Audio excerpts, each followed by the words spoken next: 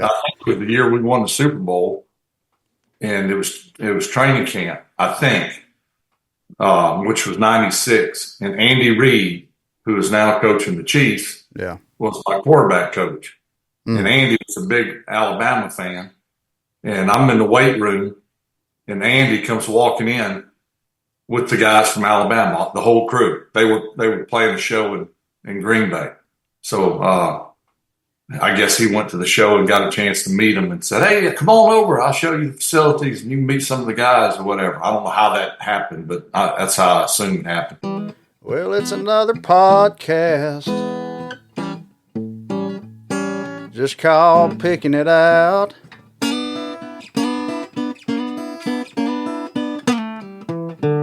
The guitar's out of tune. It's another podcast. Just called Picking It Out.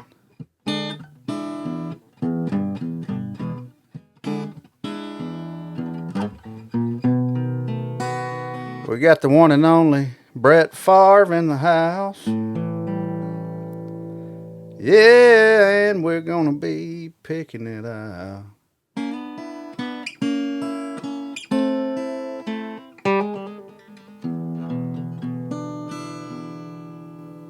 Man, that's the number one hit. Well, I've been told that, but I thought I dreamed it. So I don't know if it's real or not. Well, correct me if I'm wrong. Fort Payne ain't very big, but it sounds like it's a music town. Yeah, some boys made it that way. I think really before that it was kind of known as the sock capital of the world.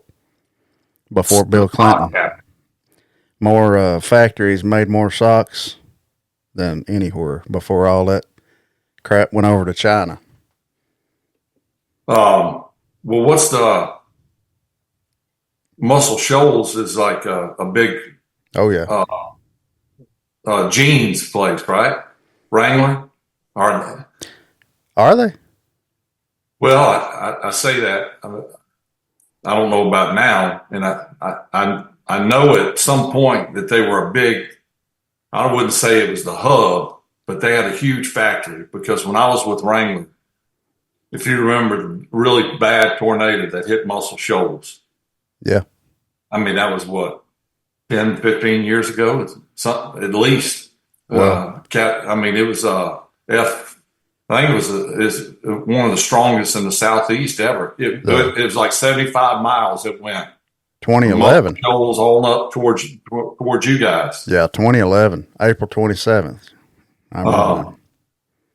And when I was with Wrangler where their plant got hit in Muscle Shoals. So like the day after, 2 days after, one of the main guys that I dealt with Wrangler asked if they flew down on a private jet, picked me and my wife up, would we go to the plant and just kind of lift some spirits, stuff like that. So yeah, sure. So they picked us up and we flew to Muscle Shoals. And you couldn't tell, you couldn't tell where anybody lived, where anything was. It was just a bomb. So we get to the plant and we meet, shake hands. And what do you say? But an interesting story about that is they found a pair of jeans from that factory. I want to say 75 miles to the east that had gotten picked up in that plant and twirled around that far.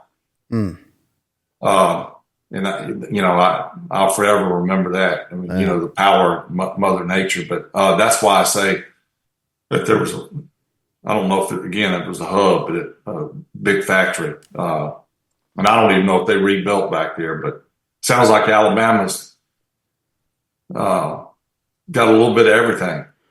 Yeah. I learned that just now. I didn't even know that. Yeah. But it was an interesting story. Someone found a pair of pants in their yard, and I don't know where it eventually ended up 75 miles away. If there was destruction there, I think it was just kind of like a weird thing that someone came out in their yard and there was a pair of pants there and it mysteriously dropped there. Well, um, Hmm. it was pretty cool. Yeah. That's, I mean, obviously the tornado wasn't cool, but speaking of, we're kind of dodging and weaving today. It's thundering and rolling. That little front's coming through. Yeah, you're in It's that Mississippi, time ain't of you? year. Yeah. You're in Mississippi, ain't you? Yeah. Yeah. I'm an hour north of where I grew up. Me and my wife grew up on the Gulf Coast. And from where I'm sitting right now to where I grew up, the house I grew up, I can be there in 75 miles. And if you drew a straight line from where I live now, straight south, you'd intersect right to my house, believe it or not. Wow. But yeah, we grew up down in Hancock County, which is the bottom left-hand corner of the state. There's 3 counties on the state, on the Mississippi State Gulf Coast. It's Hancock, which borders Louisiana, Harrison, which is Biloxi, Gulfport. You probably heard of those. Oh, you've been through there plenty of times. Then Jackson County, which is Ocean Springs, Pascagoula, that borders Mobile. Yeah. Yeah, I grew up at a little small school, Hancock North Central. Now it's one of the bigger schools in the state, which I think a lot of Katrina people came in from New Orleans, and casinos have brought a lot of people in working, and the school's gone from graduating 100 to graduating 500. Hmm. We ain't used to no big schools around here. You know, it's funny. When I went to Southern Miss, of course, I wasn't that far away. I'm 10 miles from Southern Miss as I speak right now. And as I said, call it 80 miles from the university to my house that I grew up in. So, I mean, that pretty local. But when I signed at Southern Miss and got there, I think my recruiting class, there was about 15 to 20 guys that were signed. Mm. And it was a lot different back then. There was no, you may have one guy transfer in or transfer out in your 4 years. And I would say 35%, maybe 40% of the guys I played with, and there was 100 guys on the team, were from Alabama. So almost half the team's from Alabama. We had them from Hueytown, Sylacauga, Centerville, Tuscaloosa, Muscle Shoals, Mobile, Satsuma. I mean, we had them from all over. And they were good. They were just on that, not good enough technically to be signed by Alabama and Auburn. And back then, Troy was a smaller classification, and there wasn't no UAB football. So there wasn't, there wasn't a super competitive market recruiting. Yeah. The cream of the crop went to Alabama and Auburn, obviously. Oh, yeah. And then South Alabama didn't even have a football team in '87, I don't believe.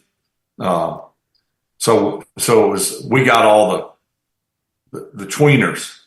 Yeah. And then we'd always go back and play Alabama and Auburn. That's back when we played them every year. And maybe my most favorite year was the year we beat Alabama and Auburn and had Georgia on the ropes, and we lost 17. I think it was 17 or we lost by 2 points. We kicked a field goal at the end of the game, a chip shot. Our guy hit the crossbar. Oh, man. We almost beat Alabama, Auburn, and Georgia in the same year. Now, who can say that? Not many people. I off the top of my head, I don't know if it's been done. May not have been. So that's, we had some pretty good teams back then. They were largely made up of Alabama guys. All right, what year was that? 87 through 90. So 90. So Gene Stallings was at Alabama at that time. Yeah, that was his opening game. Oh, man. That's an interesting season. So that was my senior year. I started as a true freshman. I didn't redshirt. Had a pretty good year as a true freshman. I was as raw as you could ever get. My dad was my high school football coach, and it's been well documented. We ran the wishbone. You ask any younger generation kid today, you start talking about the wishbone, he'll look at you cross-eyed and like, what is that? But we ran the football, we ran the option, we threw it maybe 2 or 3 times a game, if that. So when I got to Southern Miss and became the starter, we opened the season in '87. I'm 17 years old. We opened in Alabama. Ray Perkins is the coach. They had Derek Thomas rushing off of one end. So you can imagine the atmosphere in that stadium. And I think we played them in Birmingham, I think. And I'm the third string quarterback. And every time I was a backup quarterback, which thankfully wasn't that often, but the few times that it was, I wanted to play. This may sound bad, but in a weird kind of way, I pulled for the starting quarterback because I pulled for the team to win. But I also, like, when he got tackled, I would be like, don't get up, because I wanted an opportunity. Yeah. That game, I remember vividly thinking to myself, get back up. I'll wait till next week, because they were bringing it, man. I mean, that was like a pro team playing a junior high team. I mean, they were killing us. So I was like, maybe next week. And lo and behold, we played Tulane the following week. First guy struggling. We're down 17-3 at halftime. The second guy, he's struggling. So the head coach looks at me and he said, I was a backup punter, by the way. And the head coach grabs me at halftime and says, get ready, you're going in. So it tells you where my head was at 17. I thought I was going in to punt. I'm like, I'm over there stretching my right leg. Well, I didn't go in to punt. I went in to quarterback, and I had no reps as a starting quarterback. In practice, I didn't get any reps. God. And I was taking 9-step drops on pass plays that were 3-step drop plays. I was rolling out when it was a pocket pass. I mean, I was doing everything wrong, and yet I threw 2 touchdowns, and we came back and we won, and the rest was history. We played Alabama. We lost 30-something, I think 3 the first game, beat Tulane, and the rest was history. But we beat Alabama and Auburn my senior year after I had a car wreck. And the interesting thing about that story is July 14th, before my senior year, I was in a bad car wreck. I had bad internal injuries. I fractured a vertebrae in my back. Now, this is July 14th, and we're playing Alabama. I think it was September 8th. And we had a game before that. We were playing like Delta State or something. So July 14th, I had a wreck. I'm in the hospital for 7 days, no surgeries, had a bunch of stitches and bad bruises and stuff like that. And they said, you're free to go after a week. But I felt awful. I couldn't eat, had no appetite. I was 236 the day I had the wreck. I was in the best shape of my life. When I walked out of the hospital, I was about 220. I was home for about 5 days, and then me and my wife, we weren't married at the time. We came up to college. She was taking summer school classes, and I was staying with her in her apartment. Again, I had no appetite. I would try to eat and couldn't get anything down. Well, eventually, I started throwing up. This was July 14th, August 7th. I go back in the hospital, and they run some tests. I mean, within an hour, they said, we got to do emergency surgery, and call my parents in. And it was like bang, bang, bang. They had discovered that 36 inches of my intestines had died. Yeah. And it took from the time of the wreck till then for it to kind of materialize, if that makes sense. Mm-hmm. It was I don't want to say it was undiscoverable in the first week, but as as I digressed, my intestines just basically were rotting. So they went in and did emergency surgery, cut my stomach open, pulled out 36 inches of intestines. The doctor took a Polaroid picture of what he took out, and it looked like a boa constrictor that had died a week ago that had been beaten with a bat till it was purple, till it was unrecognizable. That's what it looked like. So he sews me up, and first thing I say to him when I come to was, "Can I play football this year?" And he said, "No, you ain't." He said, "Good thing you got a redshirt year." Our head coach, Curly Hallman, was in the room too. Curly was like, "Hey, don't worry about football. You got to." So when I walked out a week later from the hospital, I was 193 pounds. Really hadn't eaten since July 14th. And I was hunched over because my back was still in bad shape. And to this day, I can't believe it. But I ended up starting September 8th against Alabama, and was about 38 pounds lighter than when I had the wreck, and went from the best shape of my life to really in no shape at that point. And the great thing about that story is the first play of the game, Gene Stallings. Well, let me back up. So I get a phone call after the surgery, about the third day after in recovery. I'm sitting up in the bed, I'm starting to kind of make a comeback, and my mom or my dad or Deanna, my wife, I can't remember which one, the phone rings in the hospital room, and they say, and I got the flickers for pain medication. I'm in and out. So it's the head coach of Alabama. And I'm like, "Really?" So he gets on the phone. He's like, "Oh, Brett, well, I just want you to know I'm pulling for you. I hope And I said, when we hung up, they said, "Who was it?" I said, "It was Bear Bryant." He sounded just like Bear Bryant, and I was kind of in la-la land. I thank a lot of Stallings to this day for him calling in. But we ended up playing him September 8th, the first play of the game. We run a little pass play, and I complete a little hitch out to the flat, and I get hit right in the balls. I mean, and a good hit in the balls will stop you dead in your tracks. I fall down, and I'm doubled over. So our trainer, Doc Harrington, comes running out. He's thinking the stitches or the stomach busted open. I knew he shouldn't have. He came back too soon. I mean, what are we thinking putting him in the game? He comes out there, "Oh, my God, what is it?" I said, "I got hit in the balls."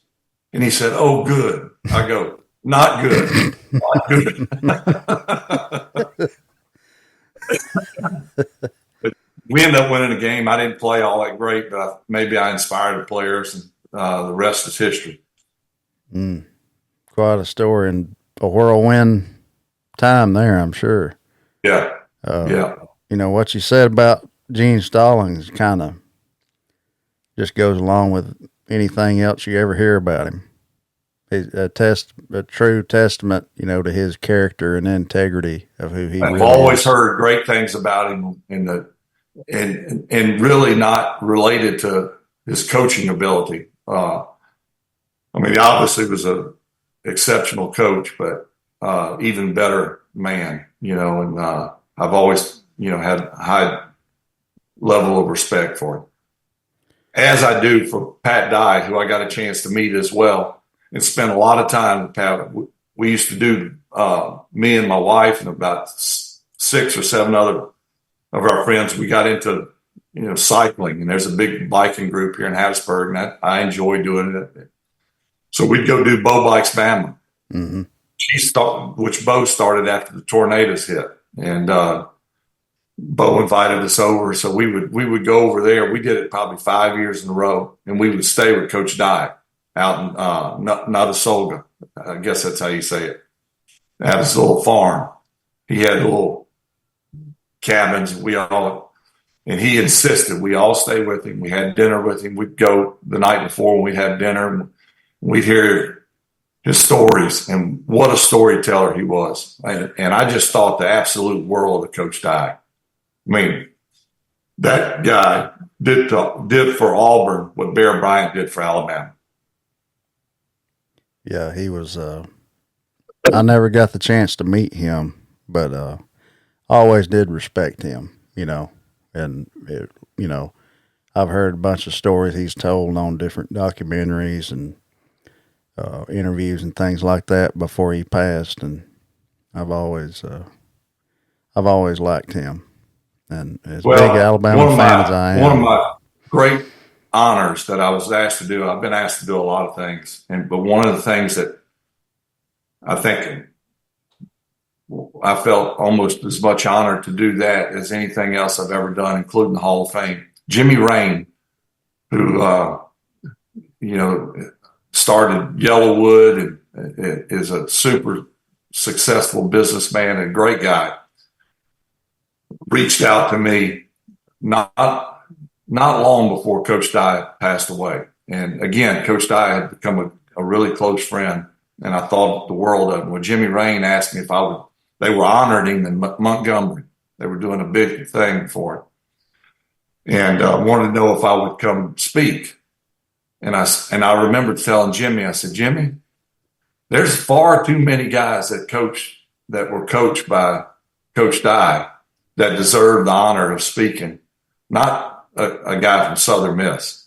And he said, well, you spent a lot of time with him in the last few years, and we thought maybe you get up and Coach Dye thinks the world of you. You got up and told a couple of stories that Coach Dye has told you guys, and it'd just be a fun deal. So me and my wife, we went over, and the great crowd. I sat up there. Bo spoke so well about his relationship with Coach Dye and what he meant to him. And so I got up there and I said, and I told the crowd basically what I told you. I said, I don't know if I qualify as a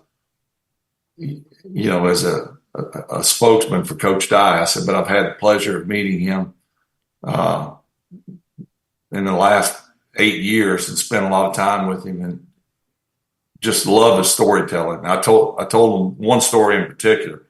He was playing golf with some boosters or donors in Birmingham at Greystone, and Coach Dye's telling the story to all of our group at dinner one night.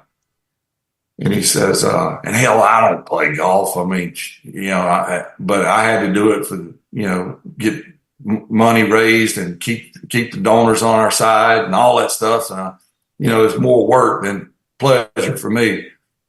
Well, my assistant comes running out on the course and said, Coach Dye, we got a problem.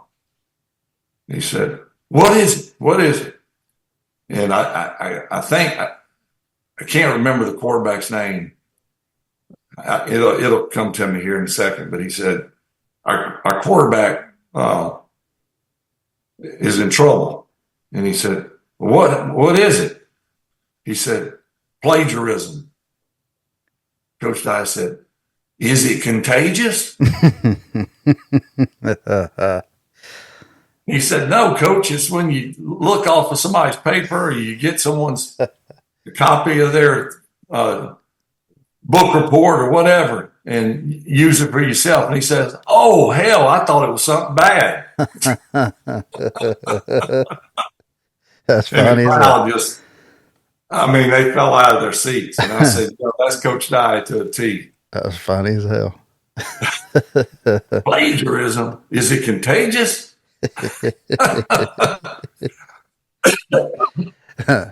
Oh man. Did you ever think, like when you was, playing high school ball and your daddy was a coach and everything, that, you'd turned out being a pro and all this stuff that's happened for you? I've thought about this so much over my career and life, and my wife would echo this response because we were dating when I was in the 9th grade. So we used to, this is before cell phones. The only phone that a family owned was a house phone. Oh yeah. That was back when you had party lines and all that stuff. Young generation don't even know what a house phone is. Better yet, a party line. Mm-hmm. So we would talk on the phone after everybody went to bed, and I shared a room with my 2 brothers. And I would call my girlfriend at the time, who's now my wife, and we would talk until we fell asleep. And then the next morning, the phone would be off the hook. We'd hang it up and go see each other at school. But all night, I would tell her about how I was going to play for the Dallas Cowboys and be the quarterback like Roger Staubach and Danny White. They would call my name when I ran out on the field, out of the tunnel. I had it all planned out. I had 2 goals or aspirations, and that was to play pro football or pro baseball. And there wasn't a plan C. I mean, that was it. Now, it all played out just like I had envisioned, except I didn't play for the Cowboys. There's not a time that goes by when I don't think about it or talk about it like now, that I don't lose sight of how blessed and thankful I am for that opportunity. Because how many kids have had the same goals and aspirations? Millions, but the things that could have gone wrong, or just the circumstances could have been a little different. And we're not having this conversation right now. Just maybe one thing. Yeah. The stars were in line except for one. And that one star out of line detoured me on a different path. It could have easily gone the other way. So I never, throughout my 20 years as an NFL quarterback, there wasn't a time that there was a lot of times the latter part of my career where I was like, it was kind of work instead of play. It became work. I mean, it became harder to practice. Not that I didn't want to, but physically it got more demanding. Things hurt more. They stuck with you longer. So I can't say that I was always eager and gung-ho about the opportunity, but I was always thankful that I had that opportunity. So to answer your question, yeah, I did.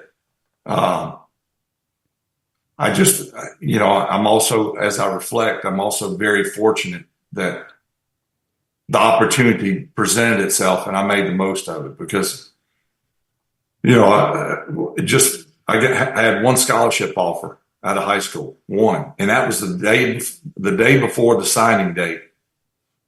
I had 0 offers. Yeah. And most likely I would have ended up playing at Pearl River Junior College, which was just up the road from my house. And maybe I'd have done okay there and gotten an opportunity at the next level. But, it's funny how it played out. I get an offer the night before the signing day. The coach, Mark McHale, was a recruiting coordinator for my area, and he called me and he said, "Son, we got a guy backed out. I'm going to offer you a scholarship. Do you want it?" I said, "Coach, I ain't got no choice. It's either take it or nothing." Oh, yeah. My decision to go to Southern Miss was easy. It was Southern Miss or really nothing. And, so when I signed the letter, I think it was in February is when they had the official signing date. And from that time until I reported in July, I mean, you can imagine I was tickled pink.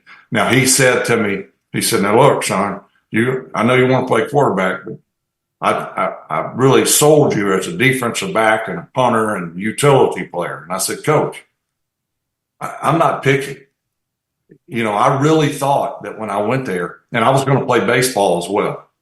I got a full scholarship in football, but I was going to play baseball. And if you would have asked me the day before I reported for my first day of training camp, if you'd have said the day before, Brett, I know you're going to play baseball and football. What, if you had to pick, which one do you think you have the best opportunity and most likely will play if you're going to play one in the major leagues of pro football? Which one would it be? I would have said Major League Baseball because I felt I was better in baseball.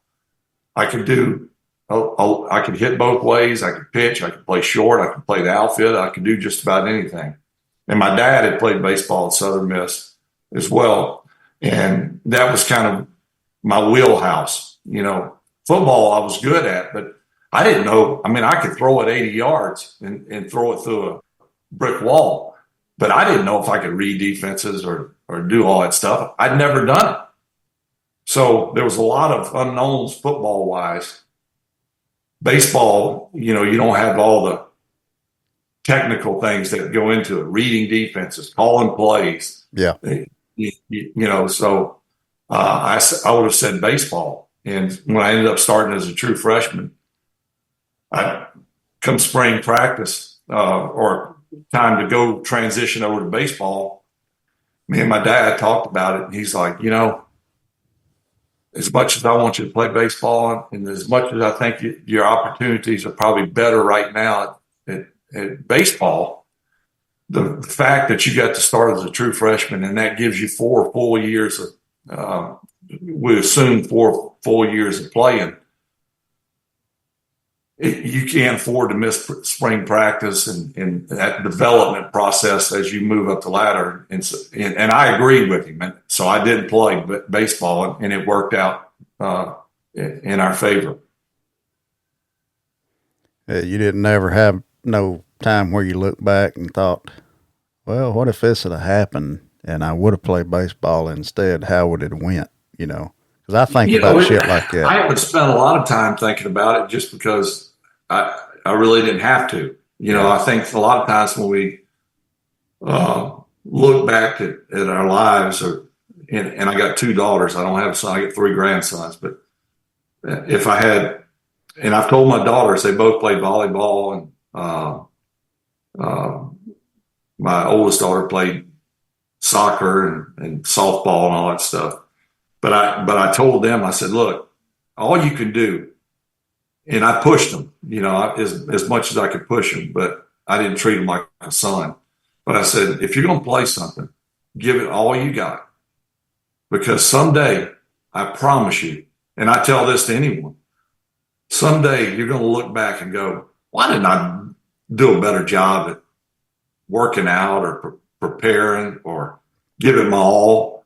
Because when that point happens in your life, you can't go back. Mm-hmm.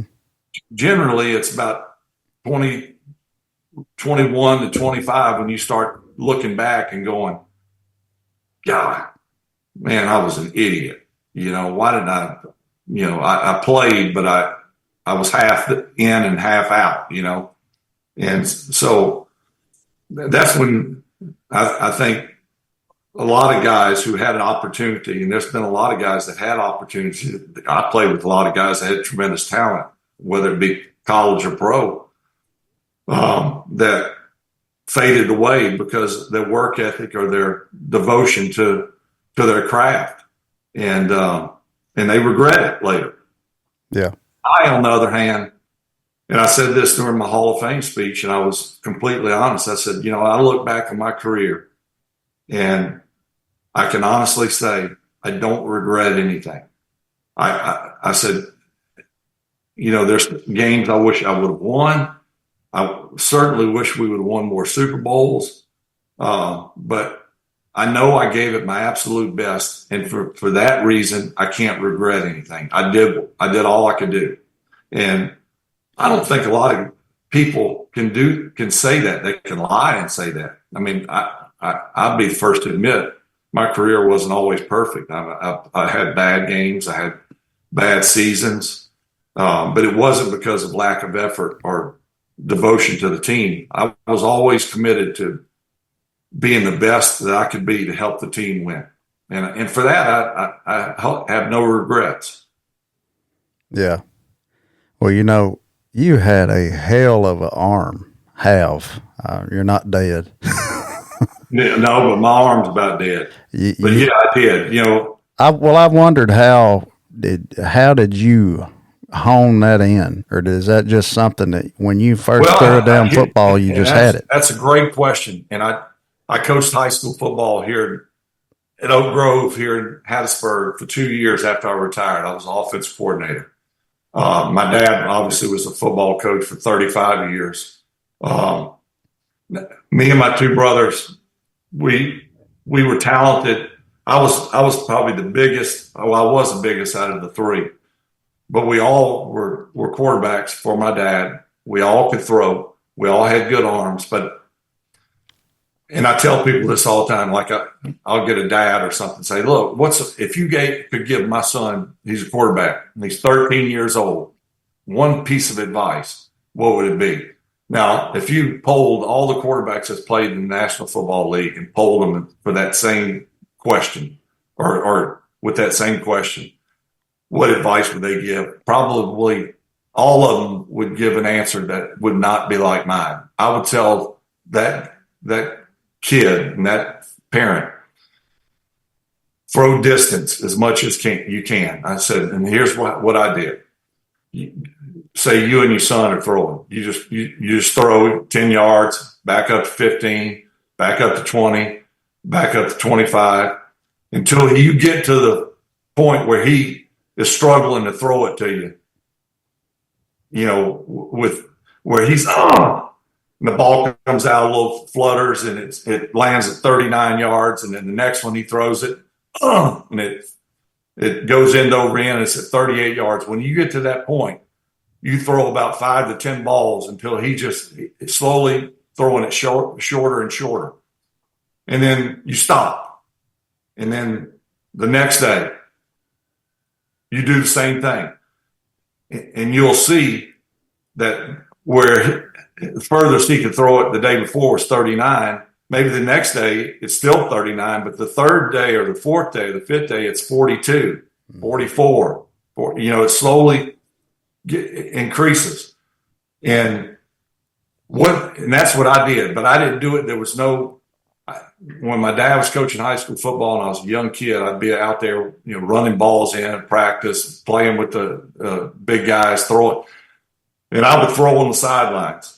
I can barely hold a big ball, but I would throw it. That's what I would do. I wanted to be able to out-throw everybody. When I was 15 years old, I never thought like this. I didn't go like, I want to know what it's like to read a weak safety blitz and throw the hot route. My thought was, I want to throw it further than anybody in the world. And so what I didn't know was I was increasing my arm strength by, I'd be throwing some of the high school kids, and we'd back up. And, it was 30 yards or the furthest I could throw it, and then it was 40. Well, I found at about 15, I was throwing at 65 yards. And I never took a day off of throwing. Even when I played summer league baseball in high school, I would throw distance. And what that ended up doing, unbeknownst to me, was the furthest I ever threw was 83, that's a long ways. Now, I didn't throw it 83 in a game, but when you have an arm strength that enables you to throw it that far, a 50-yard throw is easy. Now, most people go, a 50-yard throw is easy. I mean, I can't even throw it 45 yards. Yeah. And you're saying, like, for me, my game, I think for people who follow my career, was really more about making something out of nothing. Flushed out of the pocket, rolling to the left, throwing it all the way back across my body to the right, or, faking a bootleg and rolling to my left. And no way I should be able to throw a dart 35 yards over a defender right in the hands of the receiver. Well, you can't do that if you can only throw it 40 yards. Yeah. You know what I mean? Yeah. So can you be successful with an okay average arm? Absolutely. But everything has to be perfect. So the timing, their footwork, your decision making, all that has to be perfect, because if you're a little late on the throw because your footwork was out of whack, it's going to be picked off, or it's going to be behind the receiver. You know, and so for me, it bailed me out of a lot of plays. And, you know, I used my footwork and my legs, and I could run early in my career, but I would buy time with my legs and then use my arm to make any throw. Yeah. And so, yeah, early on, I knew I could throw it. In high school, I said, I haven't come across anyone who could even come close to throwing it like me. And I'm just talking about velocity and distance. Mm-hmm. So when I go report at Southern Miss the first day, you know, I'm thinking, like any kid in my situation, you're kind of sizing up the talent that you're going against.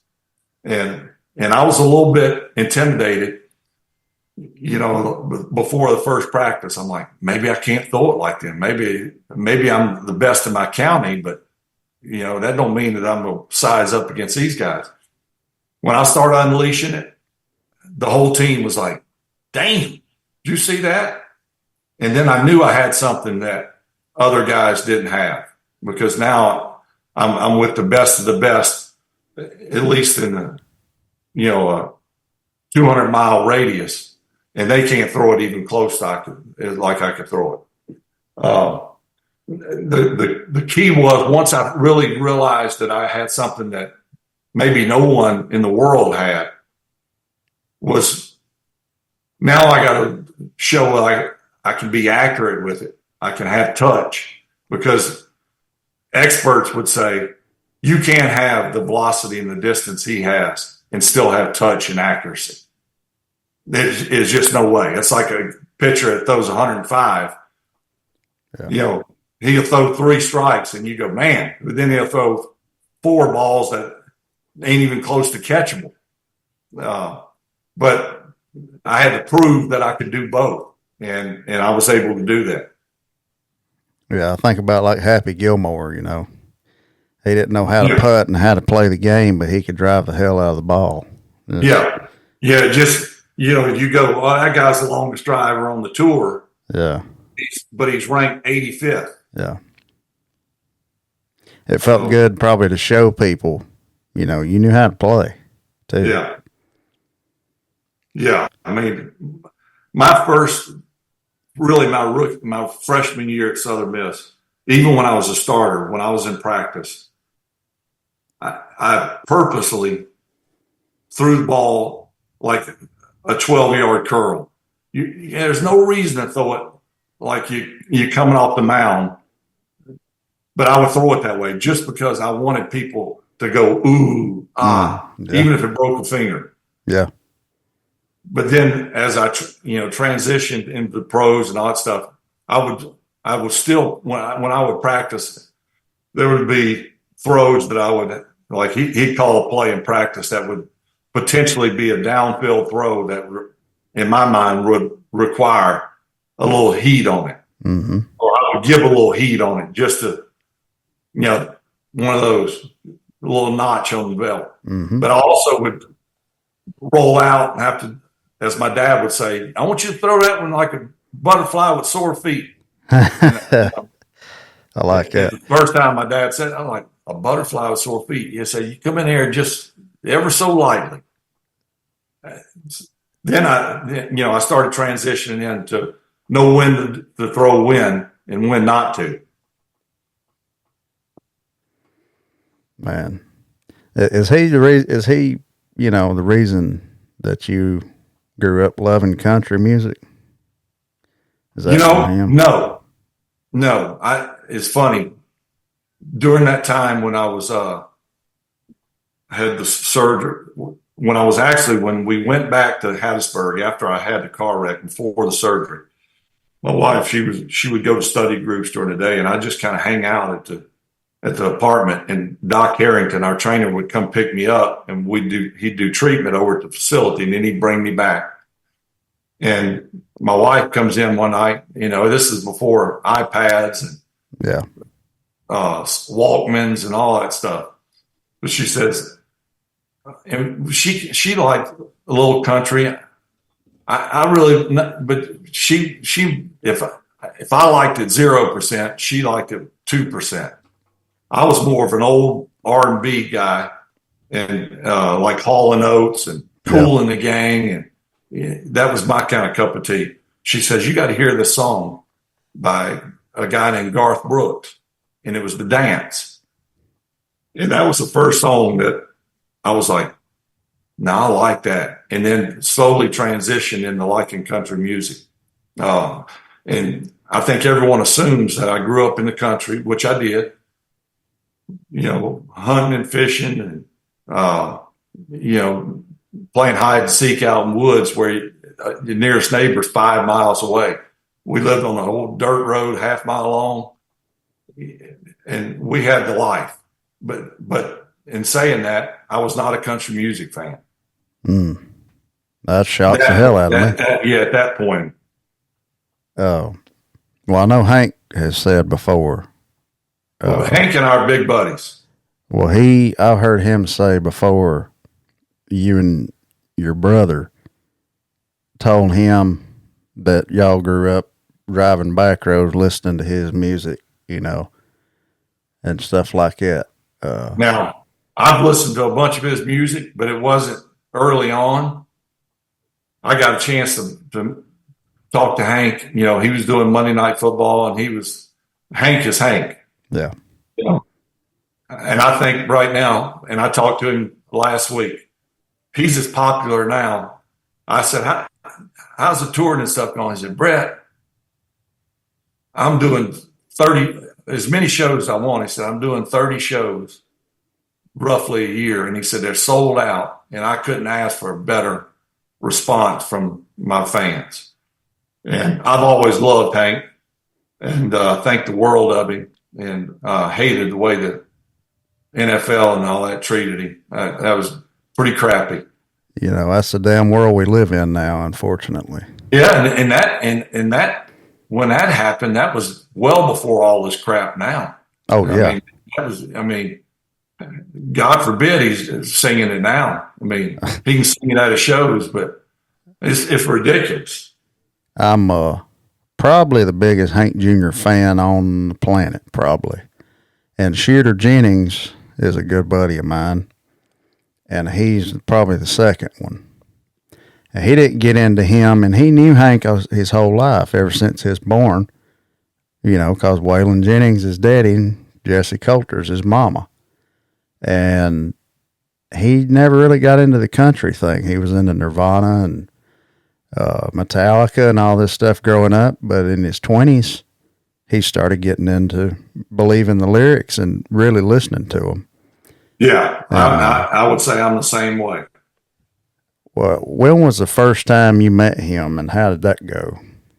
Hank, Hank and I were talking the other day. I meant to ask him that, and maybe I've got too many hits to the head, but I don't remember the day we met.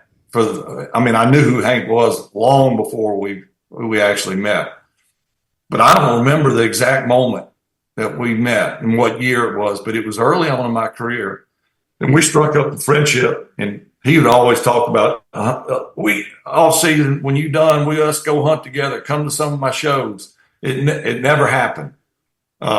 He never had a show close to where I was, and when I got done with the season, deer hunting was over, unfortunately. I'd get done late January, but heck, deer season was wrapping up. Up north, it had been done. So it never played out. So we'd always say, when I'm done playing, when I said that, I didn't know I'd be playing 18 more years. And then we just kind of lost touch with each other. Well, let me back up. We stayed connected for most of my career. And one of my prized gifts that I've ever gotten, and I was telling him about this the other day, he gave me a pistol in a case, Bo Cephas case, super nice case, and 6 silver bullets. And I have yet to take that gun out of that case. Honestly, I don't even know what model it is, but it is the finest gun. I've had more people, you ain't taking it out and shoot it. I'm like, hell no, I'm not taking it out and shooting it. And I told Hank about it the other day. I said, I still got the gun in the case. I said, I don't know if I'm supposed to shoot it. I said, but I'd rather it just stay in that case. It looks great right there. And he laughed and he said, oh, I remember giving you that gun. That was a hell of a gift. Yeah. That and Richard Petty gave me his hat and signed it. Mm. Wow. So that's two of my favorite gifts. He's another one. I've never come across Richard Petty, but he's another one that just, you don't ever hear nothing bad about the man. No, and he came in the locker room before a game, hour and a half before the game. I'm over there sitting by my locker, just kind of getting slowly dressed, and most of the guys hadn't gotten in, and this was in Green Bay, and the head coach's assistant, Gary Reynolds was his name.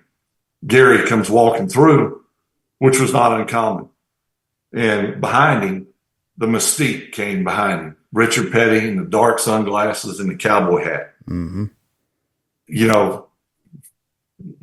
I, especially anyone from our generation, instantly knows who that is just by the way he's dressed and walks. Hell yeah. And Gary stopped and said, I want you to meet. I said, I know who he is. I don't know him, but Mr. Petty, it's certainly an honor to meet you. And I didn't know a whole lot about NASCAR, but I knew who in the hell Richard Petty was. And he took his hat off and signed it and gave it to me. Mm. I got it in the trophy case. Mm. Now you show the younger generation, they go, whose cowboy hat is that? Like, Richard Petty. Well, who is he? I'm like, get out of here. Yeah. I've got on my arm right there, Waylon's Flying W. I can't tell you how many people has said, what is that? What does that mean? And I finally got tired and I told somebody, I don't even remember who it was, a younger person. I'm 39 right now, but I grew up with my grandparents and stuff like that. So I feel like I grew up like in the 70s when I really grew up like in the 80s and the 90s. Yeah.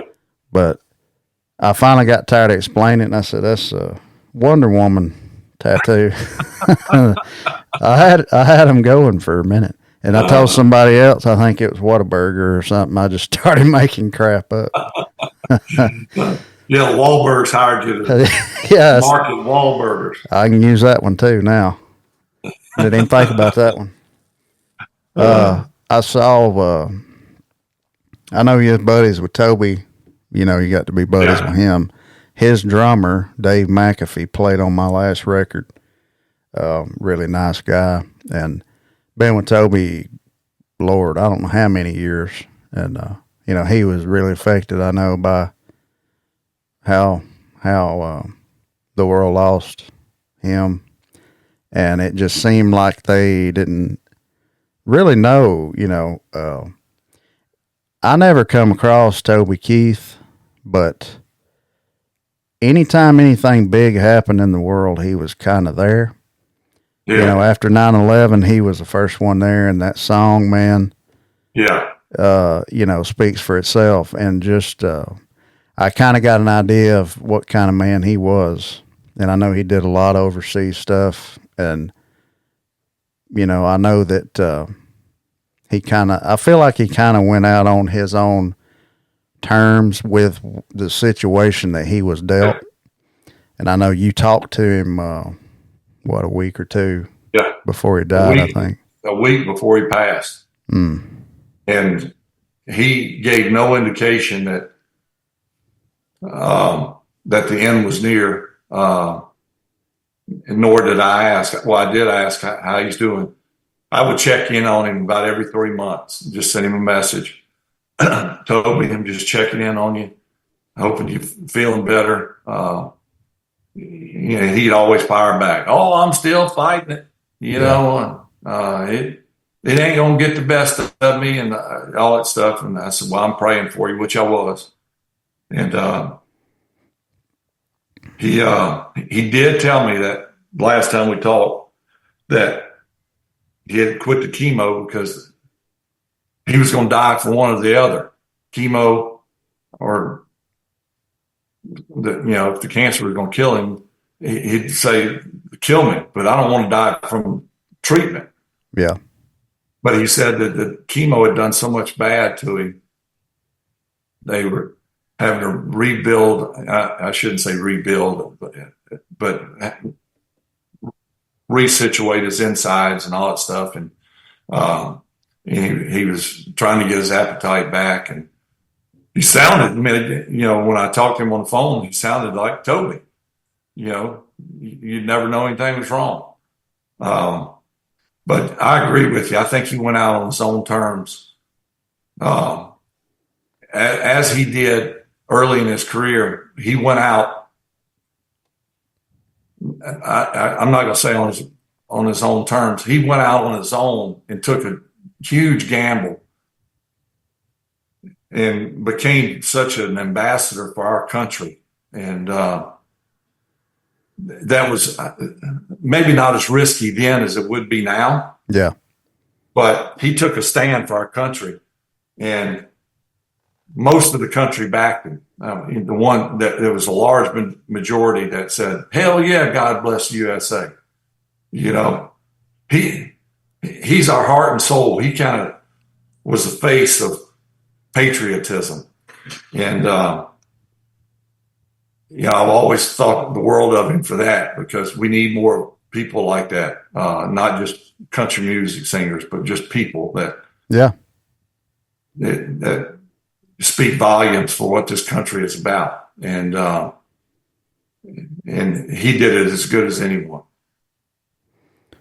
Yeah. Amen. He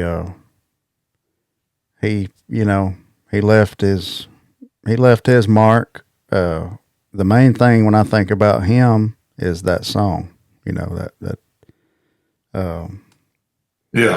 9/11, man, that was a big deal.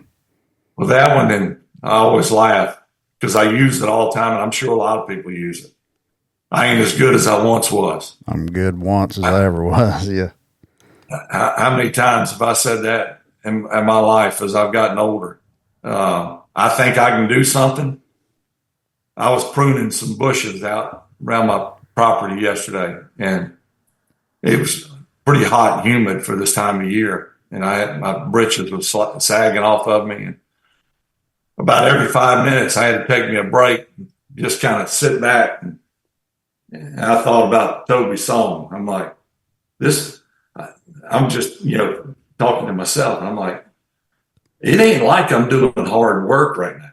Yeah. But it's kicking my butt. Yeah. And when I came in to take a shower, I looked like I'd been run through the washing machine.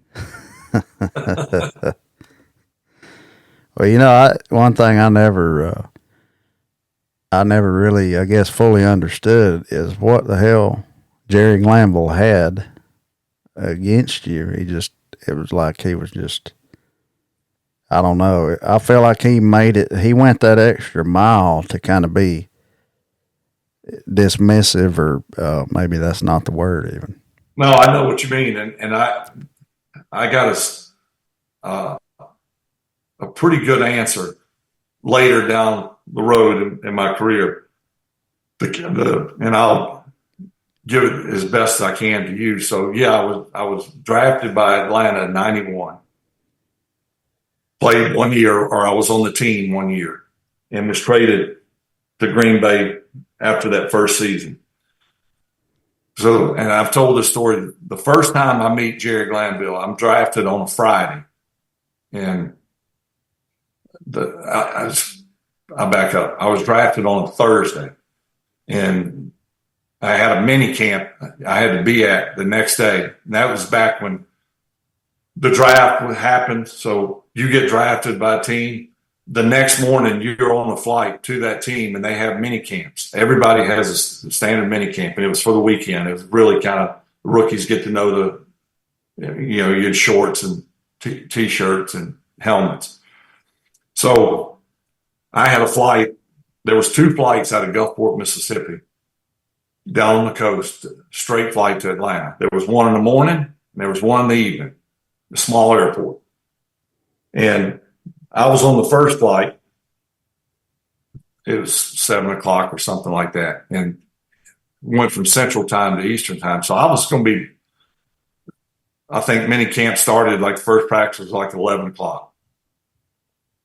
So Eastern Time, so 10 o'clock my time. So I got about an hour and 20-minute flight.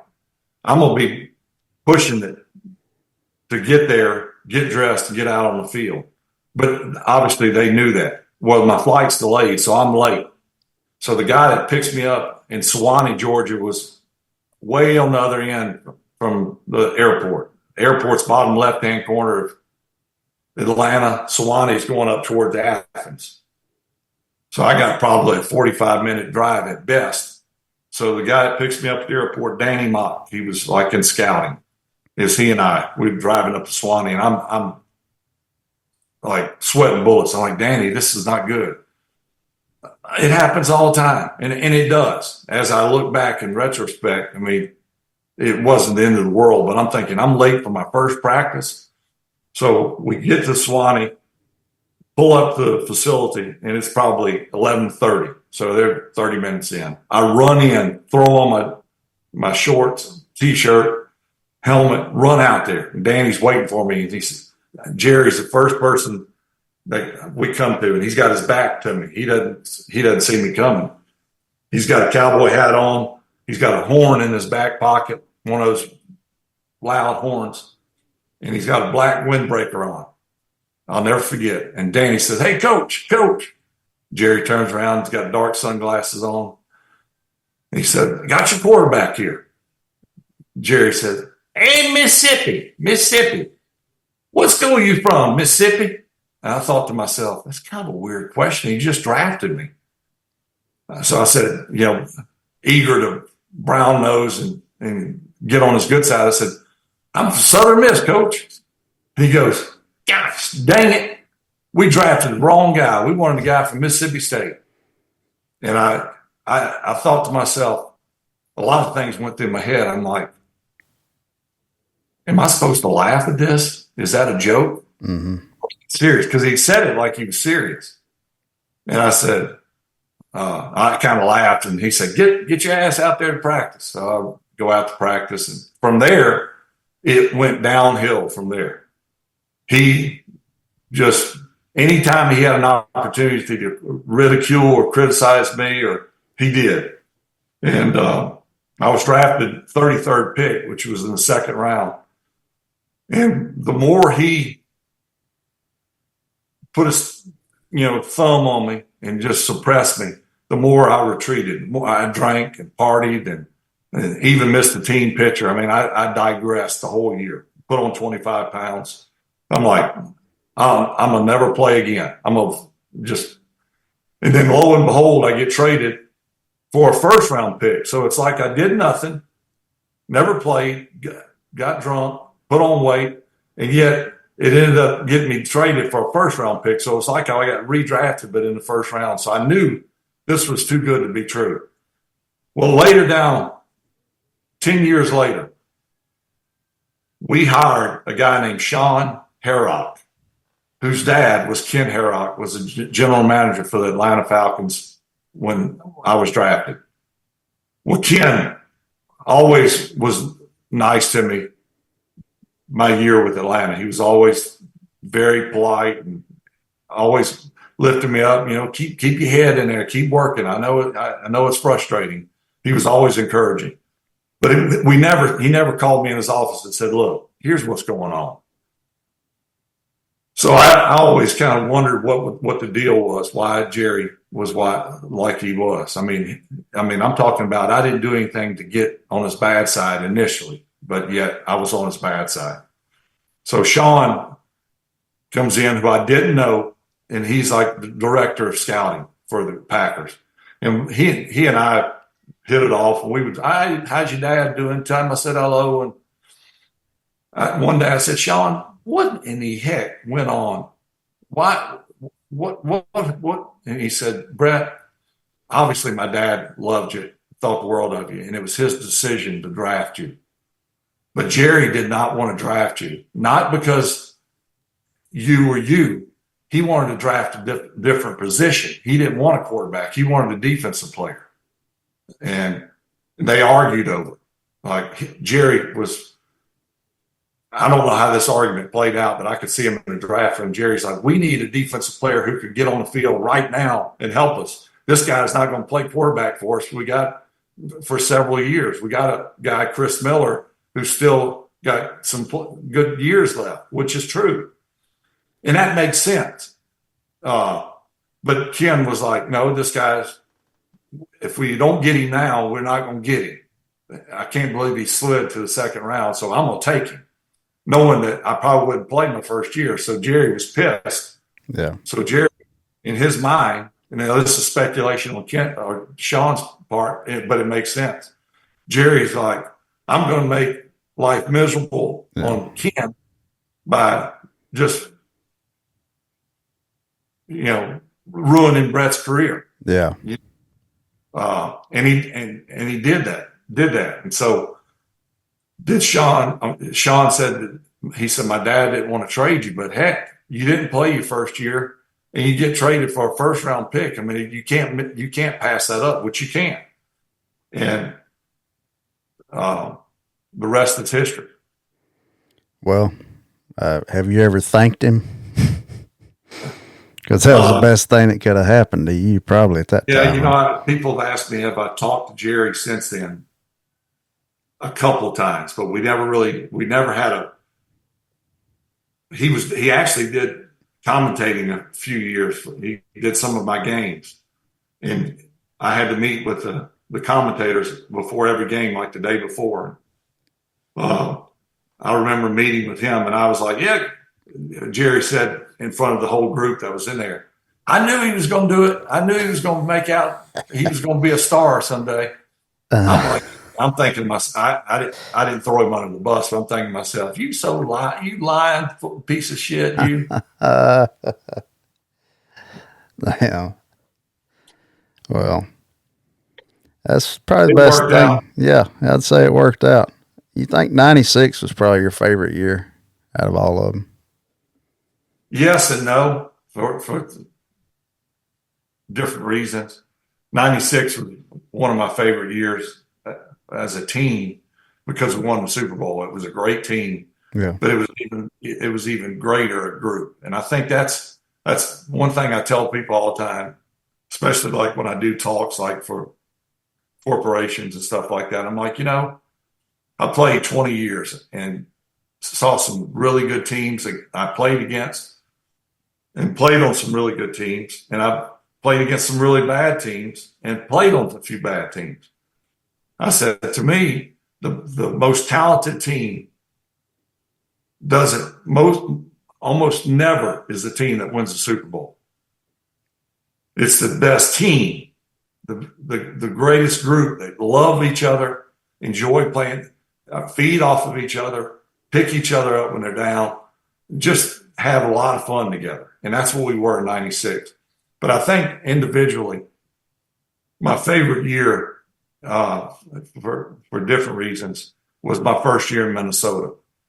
I'd kind of been put out the pasture, and even I questioned if I still had anything left.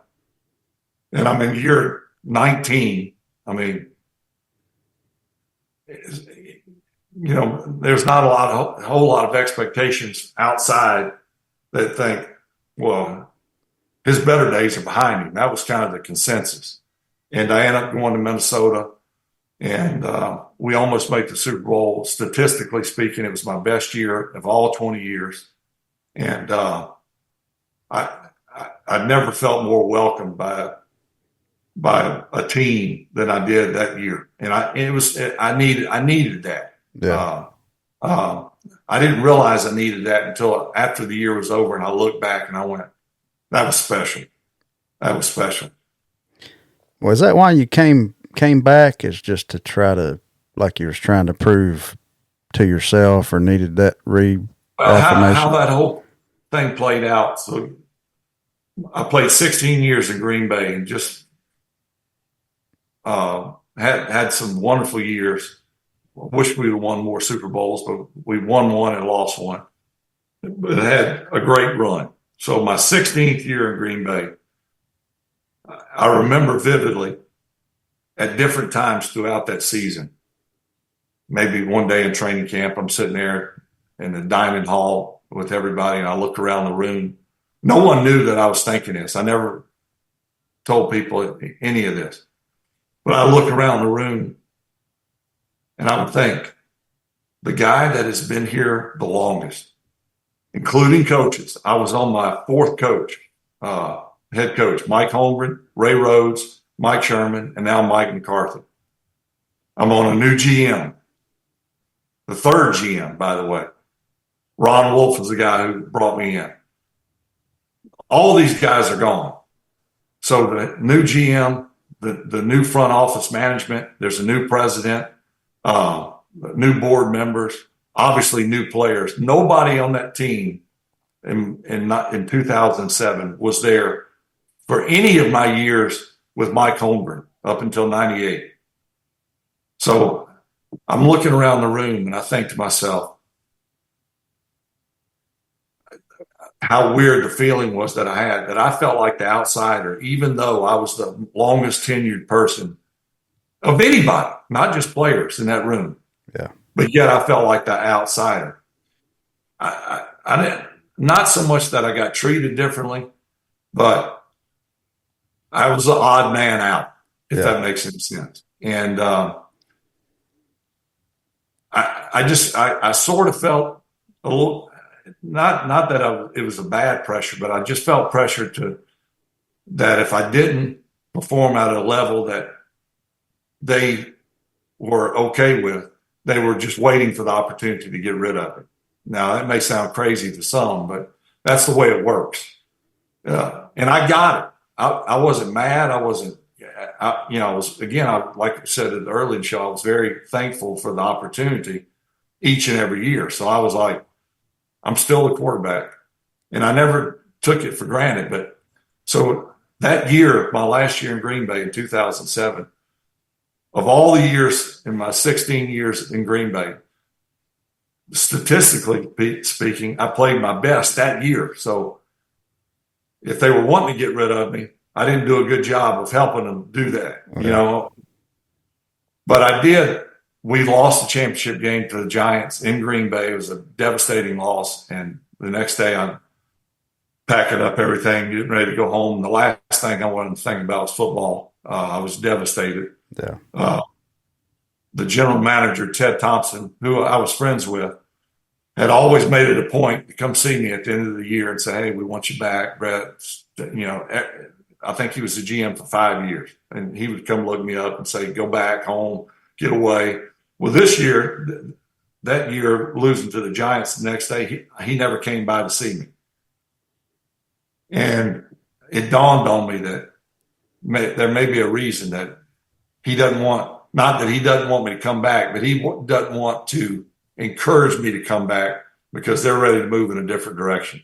That was the thought I had in my mind. And a month passes. I'm home doing stuff out on my property, staying as far away from football as possible. Because at that point, I was still devastated from the loss. Yeah. The head coach called me and right away it was like Mike McCarthy, who's Dallas's coach. Mike was like, well, you made a decision? I said, Mike, it's way too early. I said, right now, I don't want to think about football. And he okay. And then the calls became more frequent. What took a month for the first one, it took 2 weeks for the second one, then a week for the third one. Then it got to be, we need to know. And technically, I was under contract, so I didn't have to say anything. I could have said, I'll wait till June to figure that out. That's what I should have done. But as he progressed in his, asking me, what am I going to do? At some point, one day on the phone, I said, well, if you're asking me if I'm committed to the team right now, I'm not 100% committed to the team. So if you want to call it retiring, yeah, I'll retire. I honestly, when I said that, the next day I was on a plane to a press conference. They said, well, we'll send the plane down and we'll bring you up for a press conference. And I started crying at the press conference and told them I was retiring, and I loved every bit of, which most of that was true. And at the time I was devastated and didn't want to think about football. A couple of weeks later, I'm like, I don't know, I may have been a little premature, because I always compared or looked at the end of the football season and the start of the next year's football season, much like, and I think people can relate to this, your 12 years of grade school. You 2 or 3 weeks before the end of school, man, you're chomping at the bits to get into the summer. You can't get out of school quick enough. And man, you're riding high. You're at the creek swimming. You're playing baseball. You got sleepovers with your buddies. You're playing hide and seek. You know, you're doing all this stuff, and you don't even think about school. Then about two weeks before school starts, you kind of ready to go back. You know, as crazy as that sounds, you're kind of ready to go back. You know, new year, school, new clothes, new classes. That's the way it was in the off season. You know, season's over. You don't want to think about football, and you get away from it. Then as it gets closer, you start getting that itch, and that was what happened. And then, you know, I had to go back up there in order to do something. Whether I played there or got traded, I had to go up and work a deal out of some sort. Either play, and I knew that they wanted to transition into Aaron Rodgers, which I understood. He was in the end of his contract. He was a first-round pick, and they had to re-up his contract. And if you were a bet man and you were the GM with the Packers at that time, and you said, okay, do we stick with Brett or go in a different direction, kind of start over again? What are the chances of Brett playing as well as he did last year in year 18? Slim to none. You know, if I were on that on that conversation, I probably said, yeah, you know, maybe we need to just cut our losses and go on. So that's basically what they did, and I wasn't mad about that. And so what I was mad about was they didn't want to let me just go. Yeah, like when Peyton went to Denver, he Indianapolis just cut him loose. He could have signed with anyone. So he could have signed with a Colt arch rival, but they didn't want to let me go into our division, and that kind of pissed me off. You know, I think I used the term, so I'm not good enough to play for you, but I'm too good to play against you, sort of thing. And I got traded to the Jets, and I felt like they got what they wanted because I'd go there and never be heard of again. In a strange sort of way, that's what happened. And then I get traded to Minnesota, and the rest was history. Well, you know, I thought it was cool because I watched your speech for the Pro Football Hall of Fame. All the Green Bay fans. It was incredible. You know, after all, it was after your whole, you know, career, for them to have that kind of support, you know, from them. I still get chill bumps when I was inducted to the Packer Hall of Fame. They did something that they'd never done before, and it was really special. I was the only one inducted that year. That they've never done one induction in any year. It's always been a collection of players and coaches, and they just said, "This is your year." And it was 5 years after I retired, and I had not been back to Green Bay, and I was, you know, anticipating that time. And the day before, we flew up there, and we checked into the hotel, and I never left, and just was preparing my speech and getting ready for it. And I'll be honest with you, I was really nervous at, will I be received like I hope I would be received?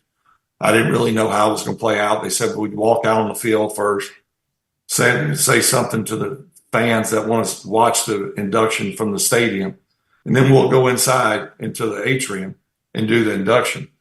So I'm thinking, will there be anybody in the stands? I mean, well, there were 75,000 in the stands.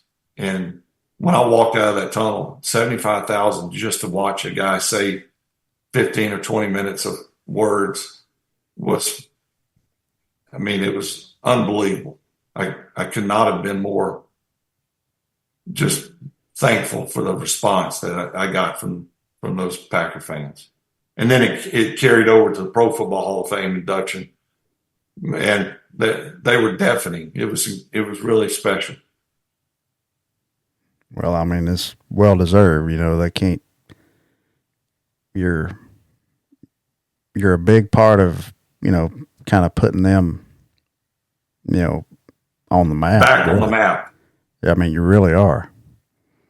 And that's got to be a good feeling, too, to look back, you know, now and realize that. Not an ego thing, but just knowing that you contributed so much to a huge thing. You know, that's got to be a great feeling. You made a lot of people happy, you know, the fan base. I mean, I've always heard that, you know, the Packers fans are like insane fanatic about their Green Bay Packers. Yeah, they are. They're a special group of fans. You're driving into Green Bay and you go, this is it? I mean, it's in the city limits, 75 to 100,000 people. Huge, huge, huge franchise in the smallest market by far. Primarily a rural state, farming, blue collar state. In today's world, the last place you would ever think about opening an NFL franchise or a pro franchise of any sort would be in Wisconsin. Mm-hmm. But I think it's like a 110-year wait for a season ticket now. I mean, that tells you a lot. There's gazillion people waiting for that season ticket. I mean, you can't fill a football stadium in New York half the time or LA, and they're waiting 110 years in Wisconsin for a season ticket. I mean, it's pretty incredible. Unreal. Special place. And it's changed just since you've been out of it. It's changed a lot. You know, the whole league and college football is just, it's changing. You know, look at Nick Saban coming, you know, terms with his retirement, and we never really, we knew it would happen one day. Yeah. But we didn't really know when it would be. But, you know, he said something the other day, I think to one of the ESPN guys or something. He said, the NIL and, you know, everything they're doing now, not necessarily wrong, or, you know, I'm paraphrasing, but, you know, when you talk to 85% of the guys and they want to know two things, how much playing time am I going to get, you know, and how much am I going to get paid? That's not really him. And his whole process that he talks about is for building character and trying to help these people succeed in life. Yeah. You can't have guys coming in like, oh, I'm already a star, you know, I'm already going to be, you know, before. I mean, it just doesn't work. And I think that kind of goes with the whole way society is now and everything. It just kind of goes along with it. It may be the beginning of the end of college football. I mean, I don't know. Like we know it is. Yeah. The days Southern Miss beating Alabama and Auburn, you know, that I talked about. We beat Florida State one year, almost beating Georgia. Those days are long gone because it was almost impossible to compete with those teams back then. But at least you had loyalty to your team. And if you have a guy at Southern Miss that has a good year, say a receiver, his first year, he has a great year, he's gone. Mm-hmm. Get paid by somebody else to go play. And I can't blame the kid for, not taking the money, but the rich get richer, and even Alabama's been affected by it. Nick Saban was on top of the hill for forever, but when it's even affecting him and how you plan your season every year, you don't know who's going to be with you, who's coming in. Well, you get this guy that is highly sought after. Can you get the boosters to fork over enough money to? It's just crazy. Yeah, it's really going to be like an 18 college football, and then everyone else. Yeah. I don't like it. Have you ever get any, words of encouragement from Nick Saban throughout your years? Anytime? No, he actually coached against me a couple of times as a coordinator. He's with Belichick and Mm-hmm. with what's his name? That coached the Giants for a long time, Bill Parcells. Mm-hmm. Comes from that tree, but no, we never ever had a conversation. But, how you've always seemed to stay pretty grounded, pretty rooted to who you are and how you grew up throughout all your success and everything. Yeah, a lot of that has to do with family and how you were raised, and me and my wife, we grew up together, and we've always been thankful for what we've had. We certainly haven't been perfect, but we try to treat people with respect and kindness. Yeah. Like you would want to be treated yourself, Yeah. old saying, treat people like you want to be treated. I think it's so true. My mom was a special education teacher for 35 years. My dad was a football, baseball coach for 35 years and taught driver's ed. I don't know how they made it on a $40,000 combined salary with 4 kids. Mm-hmm. But we made it. They never missed a ball game. And, every ball game my 2 daughters played in, even when I was playing, if I could make it, I made it. And, just trying to be really good at, being a good parent. Yeah. And I'm just a good person. And, I'm one that open a door for someone, just something simple, help someone given the chance, and not expect anything in return sort of mentality. That's a lost quality in a lot of people nowadays. We're losing humanity now. I used to love sitting down with my grandparents and asking them questions. Mm-hmm. I thought it was cool to learn how things were done when they were kids, what it was like. And it ain't like that today. When I coached high school football, and I tell people this all the time, I had a great group of kids. We won a state championship my second year. And I really had a lot of fun. I didn't think I sort of did it as a favor for the head coach. He made me promise that I would be his offense coordinator when I retired, and he held me to that. And I thought, I don't know if I want to do this, but I did it, and it was really rewarding. One of the first days in practice, I told the offensive guys, I said, "Now look, if any of you guys want to stay after practice and get some extra work in, throw, run routes, whatever, or you want to watch extra film, I got nothing but time." And that was true. I said, I got nowhere to go. So just grab me and say, "Coach, let's watch some extra film."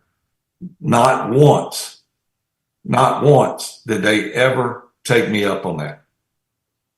Really? And That blows my damn mind.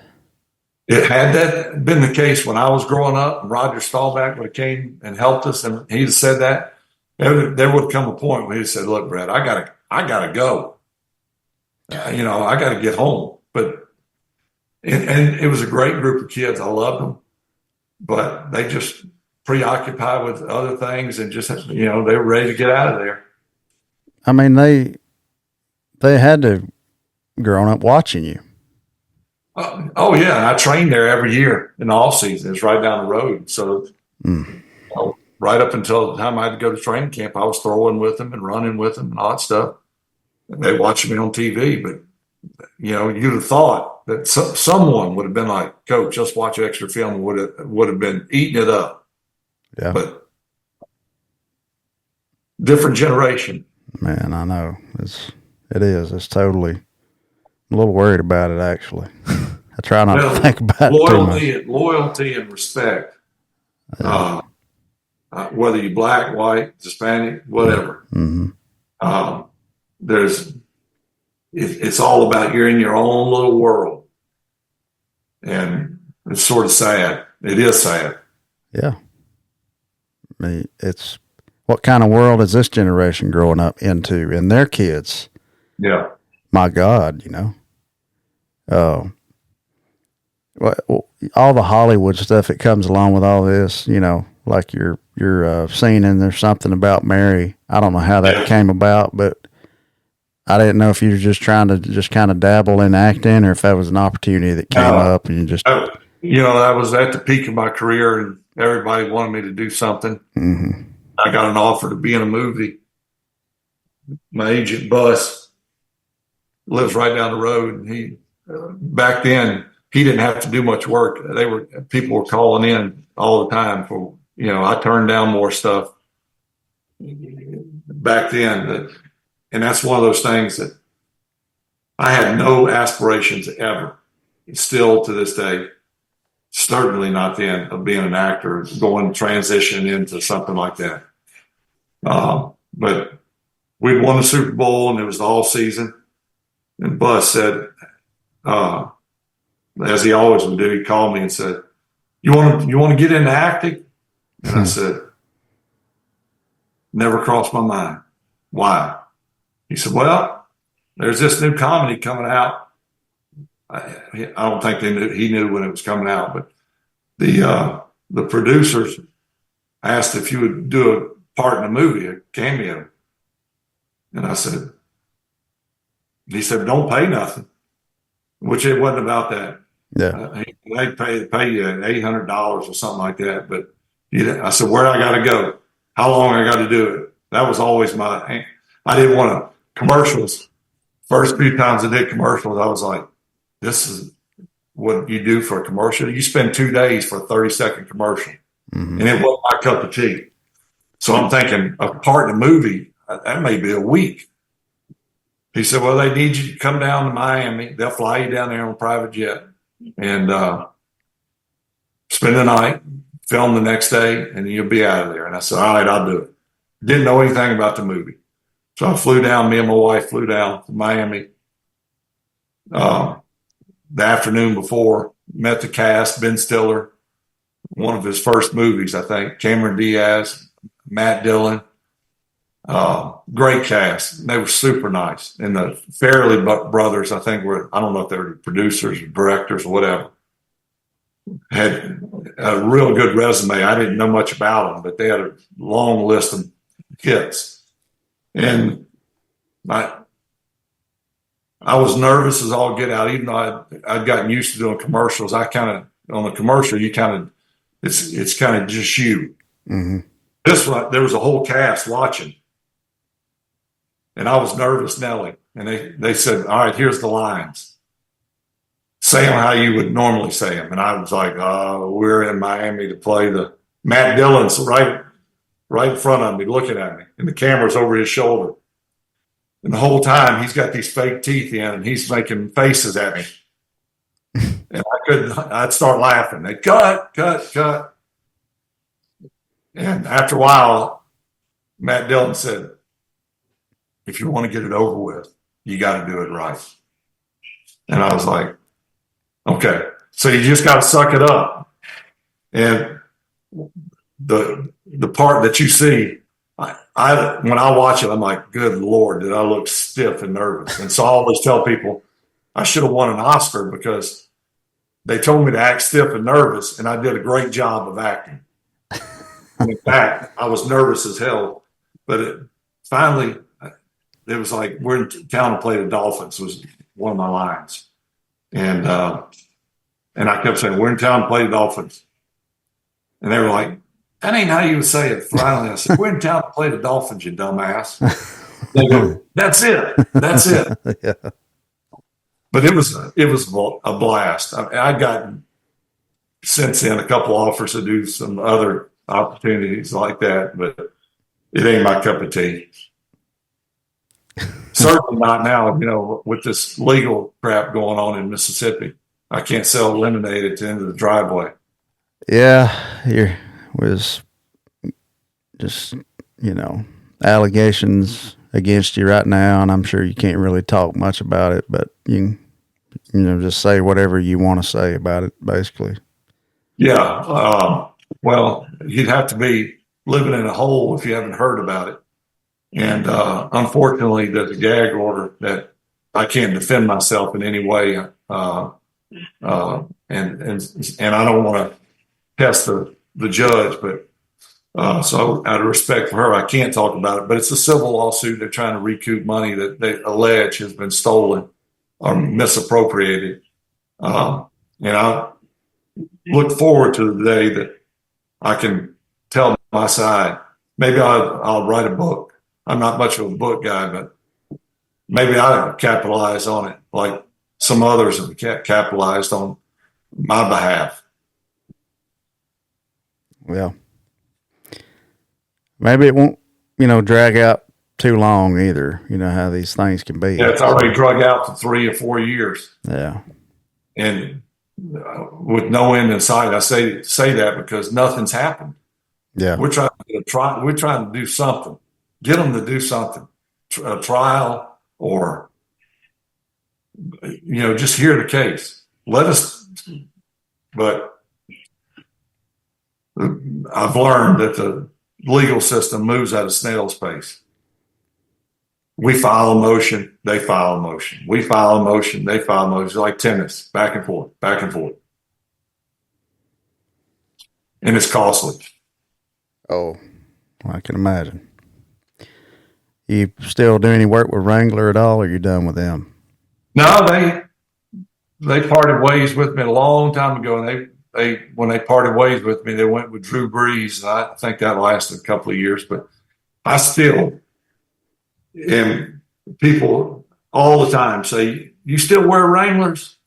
When they went with Drew Brees, and Drew's a friend of mine, I thought, I'm not saying this, but because I'm not tooting my own horn, but if anybody related to Wranglers, whether I wore them or not, it seemed like the perfect fit.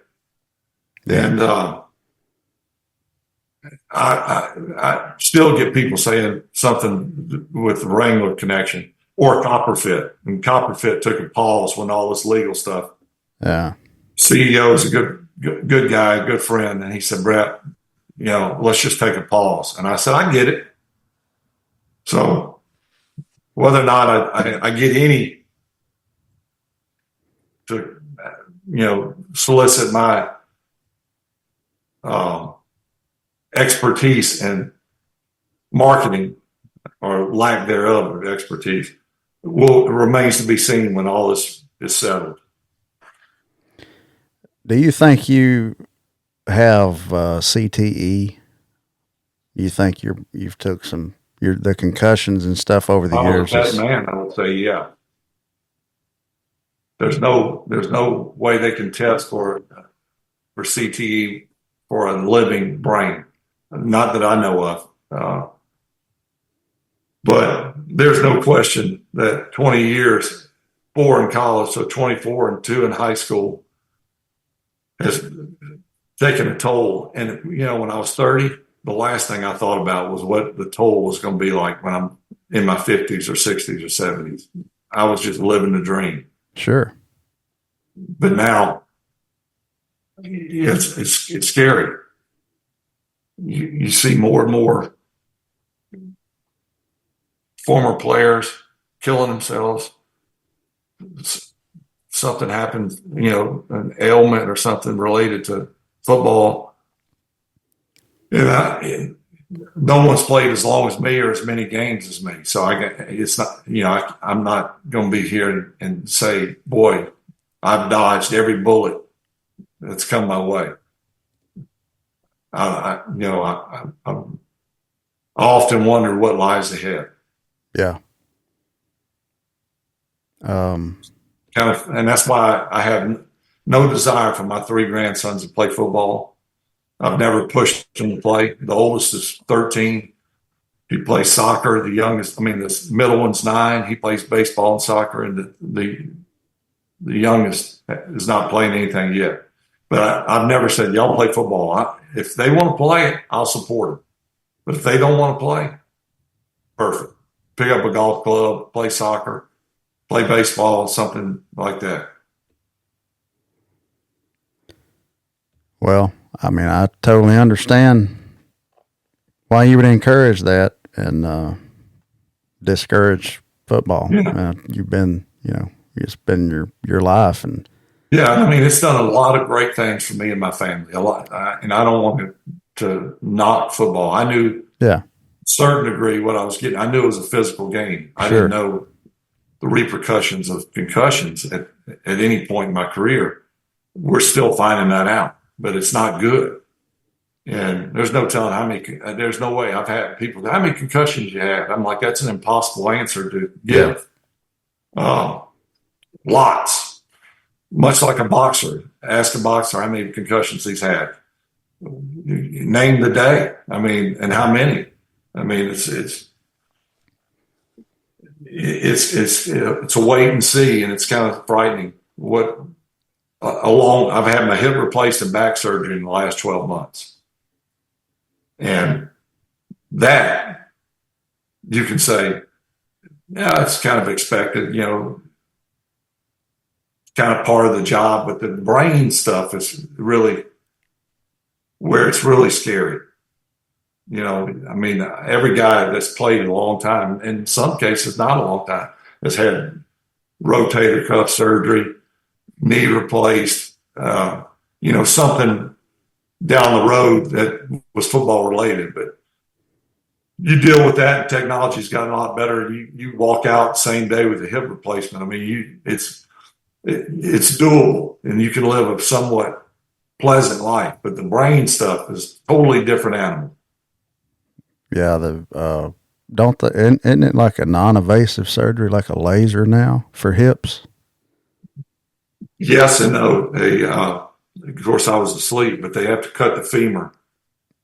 And the doctor that did it's a good friend of mine. He said, if you ever watched a hip replacement, you would never get it done. He said, we're sawing on the femur, but a lot of it they do is robotic. But still, they have to get part of the femur out and the capsule out and put a titanium rod down the femur, and they hammer that in. But it feels a lot better. Yeah, that's probably enough. One of them I things. wish my back could say the same. I'm having all kinds of issues with my back. And unfortunately, technology, like what I need is some joint replacements in my back. They don't have that. I got arthritic joints that are just compressing the nerves, and I got terrible leg pain. And last week, I was ready to have surgery. It hurt so bad all week. Everything I did, just severe pain. This week, it's hit or miss. Next week could be back to all week. And there's my good buddy is the back doctor. His name's Jay. And I said, Jay, can't we do something? He goes, you need joint replacements, but buddy, we don't have that.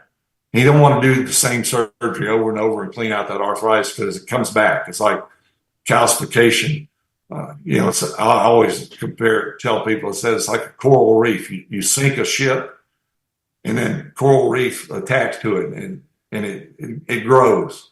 You can scrape it off, but it comes back. That's my back. So I got about 8 weeks of relief last time, and then it came back. I know you're buddies with Steve Austin. He's had quite a few things done. I don't think he's had anything done to his back, but I know he's had his knees, of course, and all that. He's had quite a bit of stuff done, I think. He seems like he looks good. You know, I try to stay in as good a shape. I don't lift much weights. I mean, I've kind of gotten to where weights, I frown upon them. Not that I need to lift, but I do bike a bunch. I try to bike 150 miles a week if I can, whether it be indoor or outdoors. And I enjoy doing it. It's easy. I mean, you can obviously wreck and get banged up, and that's going to happen if you bike long enough. But for the most part, the joints running, I would love to go out and run a 5K, which I've done. Those days are over with a bad back and a hip replaced. Pounding on the joints is certainly not what you want to do. So biking is good for, taking the load off the joints. And I enjoy doing it. You know Diamond Dallas Page? I don't know him, but I know who he is. He's got a thing, it's called DDPY, and it used to be called DDP Yoga, and it's not yoga, like the traditional yoga, but man, he has really changed people's lives that have been in a wheelchair. There's this guy, Arthur. He went on Joe Rogan talking about it and everything. It is really an amazing program. Oh, I'll send you some stuff. I mean, it's you hooked up with him, that would be beneficial probably. Yeah. Well, my whole career, I never stretched. Like, we'd have a team stretch and I'd be over there grab ass and telling jokes. I was just never a stretcher. I thought if I could touch my toes, I was doing good, and I could always touch my toes. Here in the twilight of my life, I've realized that I should have been stretching, throughout my career. It didn't really affect my career, but it's affecting it after. Yeah. It's not the reason I got arthritis, but it certainly it helps the arthritis be worse by constricting everything. Yeah. So I've tried to incorporate more stretching, and I'm paying for it now. But I've done a little yoga, and I used to laugh at people doing yoga, but after that first session, I was like, I think playing football was easier. Well, yeah.